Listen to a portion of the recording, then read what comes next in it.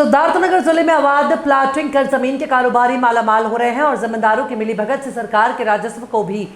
चूना लगा रहे हैं। ताजा मामला जिले के बर्डपुर नंबर 9 में हुए कई एकड़ कृषि भूमि को बिना धारा 80 के कन्वर्जन करवाए बिना ही प्लॉटिंग कर बेच दिया गया। वहीं इस मामले को लेकर जब समाज सेवी मुमताज अहमद द्वारा लिखित शिकायत जिलाधिकारी को की गई। मामले में जिलाधिकारी द्वारा 2 सदस्यीय एसडीएम की जांच टीम भेजकर जांच करवाई गई, जिसमें अवैध प्लॉटिंग के मामले की पुष्टि हुई और सरकारी नाले और चक नाले की जमीन पर कब्जा और लाखों के राजस्व कर की चोरी की गई। वहीं इस मामले में जांच के दौरान नगर पंचायत कपिल वस्तु द्वारा कार्य योजना और टेंडर की सीसी रोड बिना आबादी को निर्धारित स्थान पर न बनाकर दूसरी जगह पर अवैध प्लॉटिंग करने वालों को लाभ पहुंचाने को लेकर यहां बना दिया गया।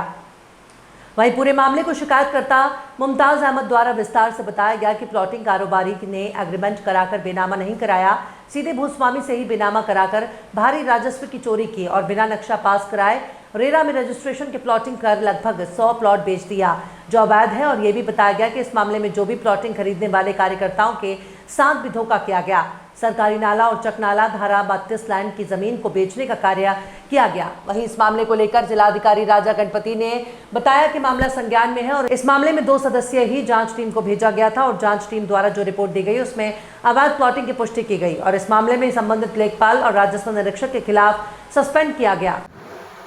आपने जिलाधिकारी को ज़मीनों को लेकर कुछ शिकायत की है, अवैध प्लाटिंग को लेकर, क्या है पूरा मामला?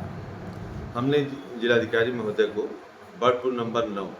जो कपिल वस्तु नगर पंचायत है उसके पास है और इसकी शिकायत मैंने की थी कि सबसे पहले वहाँ पे चक नाली है और नाला की पुल है मेन हाईवे के किनारे। उन ज़मीनों को कब्जा करके प्लाटिंग करने वालों ने दो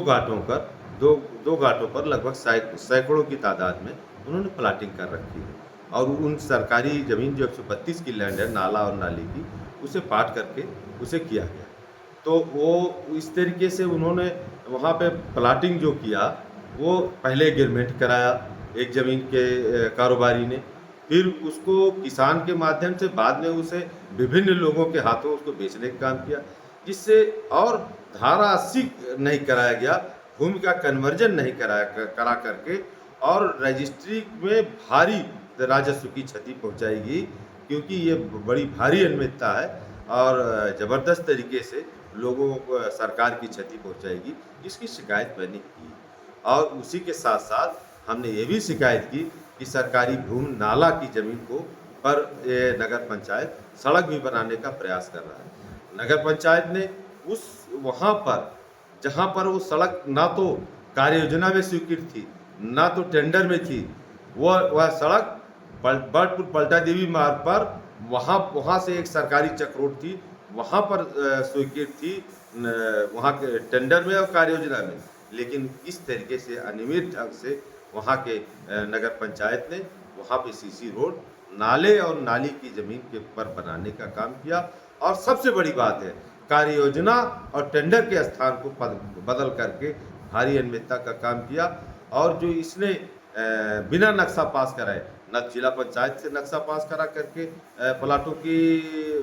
प्लाटिंग की गई और ना तो रेरा से रजिस्ट्रेशन कराया गया, जबकि पूरे उत्तर प्रदेश में अगर 5 प्लाट से अधिक कोई प्लाट है तो रेरा का रजिस्ट्रेशन और नक्शा पास कराना जरूरी है। जहाँ पे प्राधिकरण लागू नहीं है वहाँ पर रेरा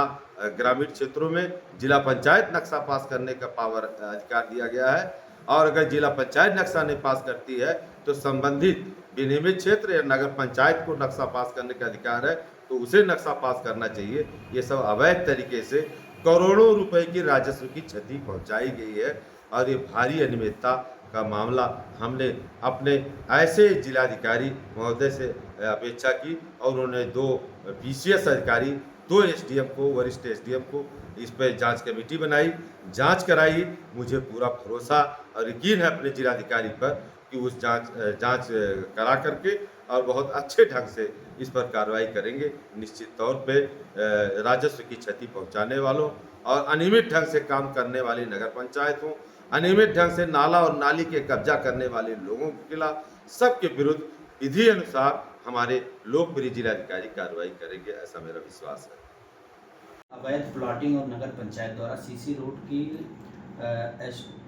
एस्टीमेट में जगह दूसरी जगह बनाने का मामला संज्ञान में है सर, तो इसमें सर क्या कहेंगे? देखिए, ये प्रकरण जब मेरे संज्ञान में आया, जो ये पूरी प्रकरण ये है जो अवैध प्लॉटिंग के संबंध में, जो अवैध प्लॉटिंग के संबंध में जब मेरे माध्यम से ये मेरे पास शिकायत आया तो तुरंत मैंने